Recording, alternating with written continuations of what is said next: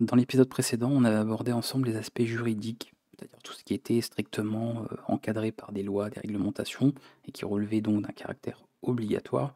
Et dans ce nouvel épisode, on va plutôt parler des aspects éthiques, cette fois-ci, qui vont concerner en priorité les professionnels, mais vous verrez pas seulement, et ce qui concerne la conscience individuelle ou collective, et finalement le fait de se conformer à un code de conduite et respecter généralement, c'est pas toujours le cas, mais généralement les réglementations.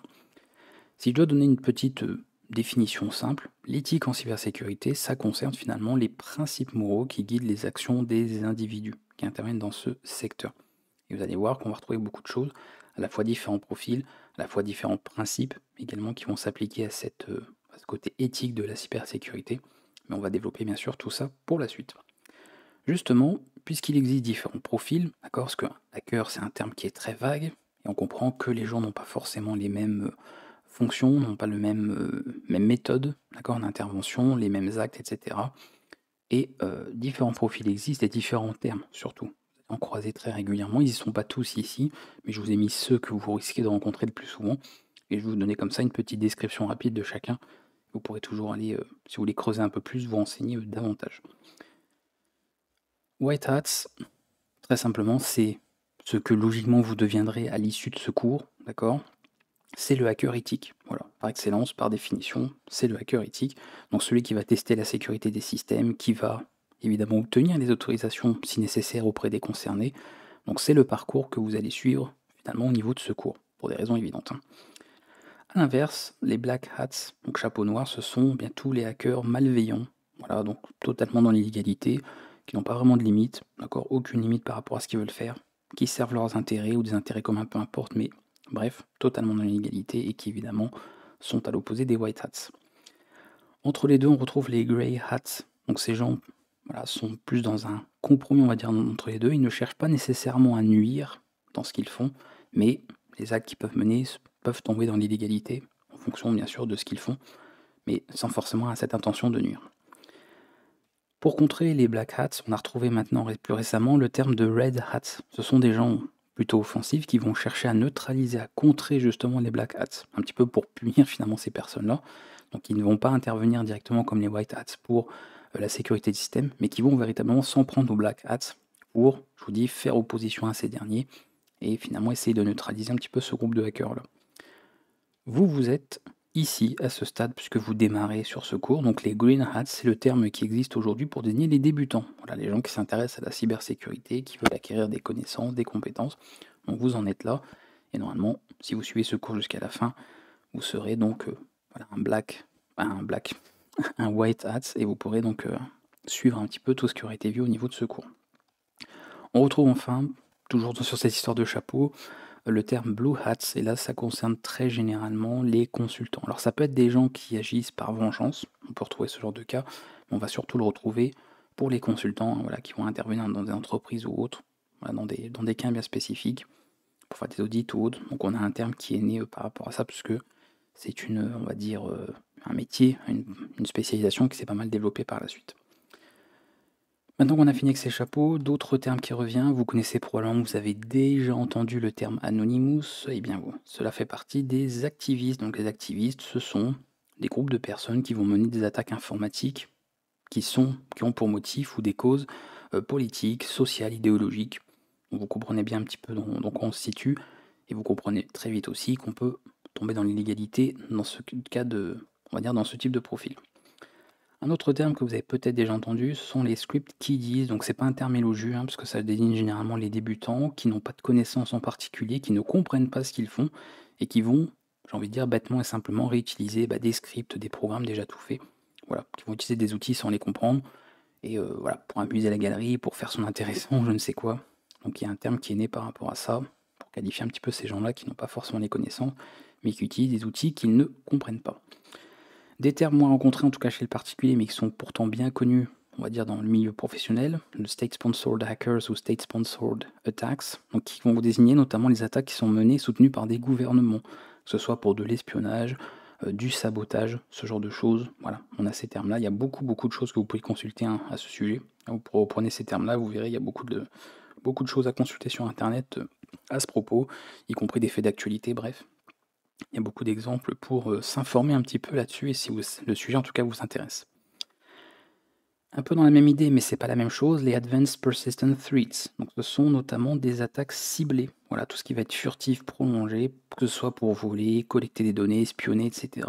Donc on retrouve également un terme comme ceci, donc APT, qu'on retrouve par rapport à ça. Un cas qui, sans le savoir, concerne beaucoup plus de monde, les Insider Threats. Donc ce sont notamment les menaces internes. Le simple employé voilà, d'une entreprise, d'une société, est une menace interne. Ça peut être l'employé négligent. Vous voyez, l'employé qui met un mot de passe d'un accès hyper confidentiel et plein de données confidentielles en post-it sur l'écran de son ordinateur. Vous avez sûrement peut-être déjà rencontré ça ou entendu ce genre de choses qui est déjà arrivé. Donc ça peut être voilà, quelqu'un de négligent. Donc il n'y a pas d'envie ou de tentation de nuire volontairement, mais ça reste une menace, ça reste un risque. Et après, il peut y avoir bien sûr l'employé malveillant qui donc volontairement cherche à obtenir des accès non autorisés, dérober des données, voler des données, corrompre des données, ou que sais-je. Bref, donc ça fait partie de ça. Il y a toute une politique dans les entreprises, généralement les grosses entreprises en tout cas, autour de ça, des menaces internes, puisque c'est un sujet sérieux. Et je trouvais intéressant de vous nommer, en tout cas de vous énumérer ce terme-là. En avant-dernier, on retrouve, dans ce que j'ai cité, la liste n'est pas complète bien sûr, les bot holders ou bot masters, donc ce sont simplement les hackers qui contrôlent des réseaux de machines, voilà, qui sont infectés, les botnets, pour des attaques à grande échelle, les fameuses attaques DDoS ou autres peuvent utiliser ce genre de système. Donc là, on est plus aux attaques à grande échelle. Bon, généralement, c'est pas une attaque contre un particulier. Vous comprenez bien un petit peu qui est-ce que ça cible, généralement. Et enfin, peut-être que vous l'entendez moins souvent, mais il y a de fortes chances que vous soyez victime de ces personnes-là, de ce type de profil-là, les freakers, puisque ce sont tous les hackers qui sont spécialisés dans le piratage des systèmes téléphoniques. Alors là, voyez, on parle de piratage système téléphonique, mais on pourrait faire entrer aussi toutes les personnes qui utilisent tous les systèmes et infrastructures téléphoniques ou les réseaux téléphoniques pour, vous savez, vous envoyer ce fameux SMS en vous demandant est-ce que vous êtes chez vous, puisque le colis n'est pas rentré dans la boîte aux lettres ou ce genre de choses.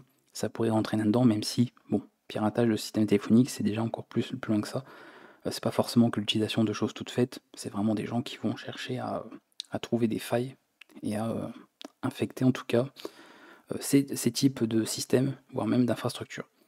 Voilà, comme ça vous avez quelques petits termes qui sont je pense importants à connaître, et pour ceux qui veulent aller un peu plus loin, parce que je vous ai juste donné une description courte, vous pourrez faire des recherches là-dessus, il y a beaucoup à lire en tout cas, et tous les termes ne sont pas là, je vous ai mis ceux qui me semblaient en tout cas essentiels à connaître. Je vous parlais de principes tout à l'heure, concernant le hacking éthique, parce que c'est quand même le sujet de cet épisode. Voilà, les principes fondamentaux, si je dois en citer quelques-uns, ce que vous verrez qu'il n'y a pas de règle absolue, il n'y a pas une loi, une réglementation nationale, internationale, mondiale qui dit, voilà, les principes du hacker éthique, c'est ça. Évidemment, il n'y a pas de règle objective absolue. Mais voici les points en tout cas que je relève et qui me semblent importants. Si on veut respecter un petit peu justement des principes d'éthique quand on fait de la cybersécurité. Le premier, c'est la bienfaisance, c'est-à-dire d'utiliser ses compétences pour le bien commun, contribuer à la sécurité globale des systèmes d'information, bref, ce genre de choses. On va privilégier le collectif avant ses intérêts personnels. En deuxième, le respect de la vie privée. Il y a beaucoup effectivement de lois et réglementations qui vont dans ce sens, qui rendent donc obligatoire ce genre de choses, mais comprenez qu'avant que ce soit rendu obligatoire, et c'est pas d'ailleurs, il n'y a pas forcément des réglementations dans tous les pays du monde, ça peut faire partie de l'éthique, où on veut respecter la confidentialité des informations personnelles et bien sûr ne pas obtenir d'accès à des données sans autorisation des personnes concernées. Ça va de soi. En troisième point, l'intégrité. Le fait d'être honnête, transparent sur toutes ses actions. D'accord, tout ce que l'on veut commettre, tout ce que l'on veut faire, sans manipulation ou falsification d'informations. Donc là, vous comprenez avec les profils que je vous ai décrits tout à l'heure, il y a beaucoup de cas où ça rentre pas vraiment dans un aspect éthique. Et enfin, la responsabilité, le fait d'assumer ses actes. Voilà. Par exemple, que doit-on faire lorsqu'on découvre une faille? Vous découvrez une faille sans forcément avoir voulu volontairement contourner un système ou commettre quelque chose d'illégal dessus. Vous découvrez une faille, qu'est-ce qu'il faut faire? Comment il faut agir? Voilà. Quel est le comportement adopté par rapport à ça? À titre individuel, forcément, et avec les conséquences et les effets que ça peut éventuellement avoir sur, on va dire, le bien commun et au global. Voilà, ce sont ces points-là. Mais attention, comme je disais, l'éthique, ce ne sont pas des lois, ce ne sont pas des réglementations, ça reste donc subjectif. L'éthique, ça va être la morale. Tout le monde a sa propre morale, sa propre subjectivité, sa propre éthique. On a tous nos curseurs mis à certains endroits, et d'une personne à l'autre, c'est différent. Donc chaque profil de hacker peut instaurer et respecter son propre code de conduite. C'est-à-dire que même des gens, par exemple, qui sont dans un profil de hacker dit illégal, peuvent estimer être éthiques dans ce qu'ils font, parce qu'ils estiment être légitimes de ceci, parce que cela, etc. Donc vous savez, entre ce qui est légal, entre ce qui est légitime, entre ce qui est éthique et moral, hein, ça fait beaucoup de choses, et chacun peut finalement trouver moral et éthique à sa façon ce qu'il fait. Donc comprenez que ce ne sont pas des règles universelles, encore une fois, il n'y a pas une norme universelle par rapport à ça, ça reste quand même subjectif, mais je vous ai quand même décrit ce qui revenait très souvent lorsqu'on parle de hacking éthique. Ça, ce sont 4 points qui reviennent souvent et qui résument, à mon sens, assez bien ce que l'on entend, d'accord, ce que l'on envisage concernant l'éthique en cybersécurité. Pourquoi c'est important de vous citer ça? Pour un exemple, hein, si je voulais prendre un exemple simple, c'est au niveau du contexte. Vous savez, si on prend les choses de manière contextualisée, par exemple un hacker éthique, d'accord, c'est au sens qui respecterait parfaitement ces 4 points, est-ce qu'il est toujours, par exemple, s'il travaille même légalement pour un fabricant d'armes? Vous voyez la question, la réponse serait peut-être différente. Peut-être que des gens considéraient que, ah, ok, c'est bienfaisant, ok, ça respecte la vie privée, c'est intègre, c'est responsable, mais dans la mesure où c'est travailler pour quelqu'un qui fabrique des armes, quand on sait l'usage qu'elles vont, voilà, qui sera fait de ces armes, vous voyez, ça peut changer la donne. Donc, c'est pour ça qu'encore une fois, je vous dis, ça relève quand même d'un caractère subjectif. Ce n'est pas une règle absolue, mais il fallait quand même faire une vidéo là-dessus, parce que c'est important de parler d'éthique quand on fait de la cybersécurité.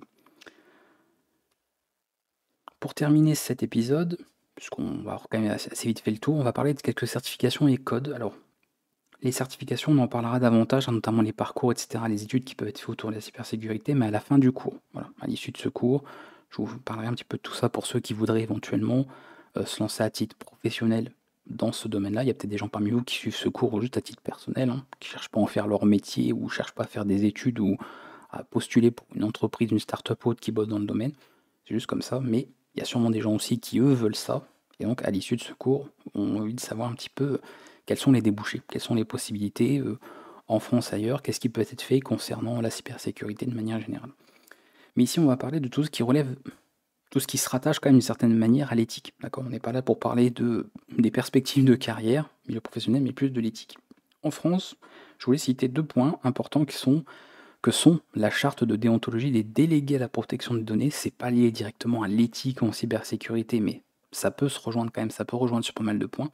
Donc notamment tout ce qui est association française, alors je crois que c'est des correspondants, il me semble, je crois que c'est ça, à la protection des données à un caractère personnel, il me semble, le AFCDP, que j'ai mis entre parenthèses.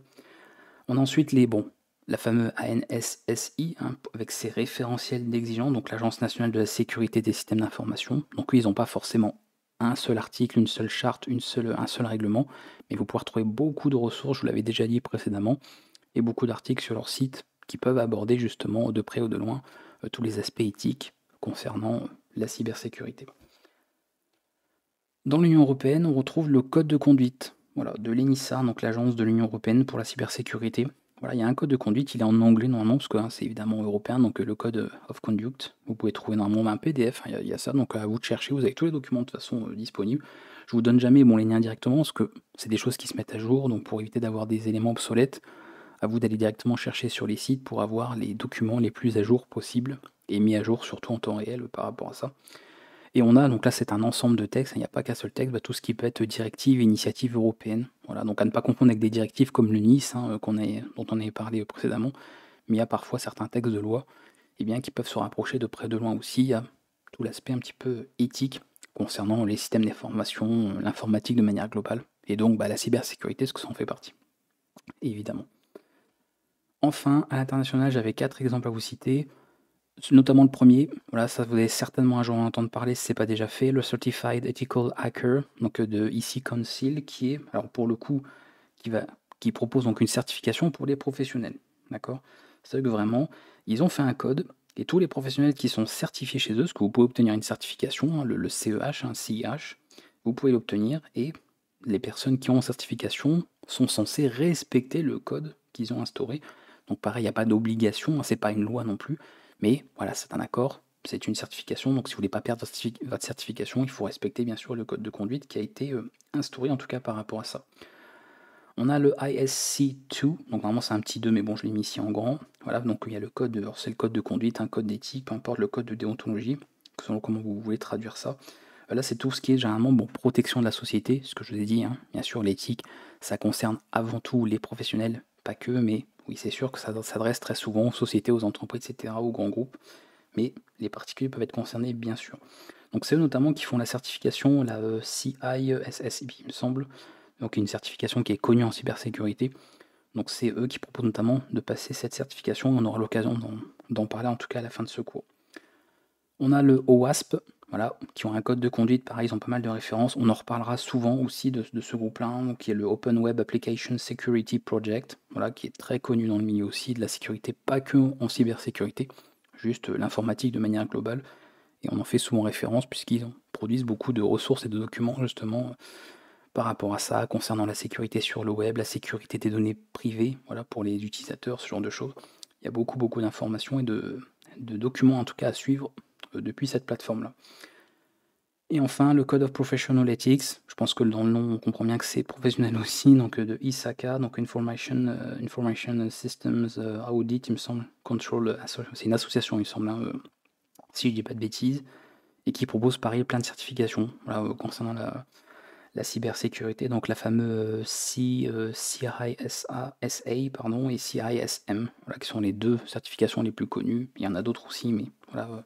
Donc CISA et CISM, CISM, que vous pouvez retrouver.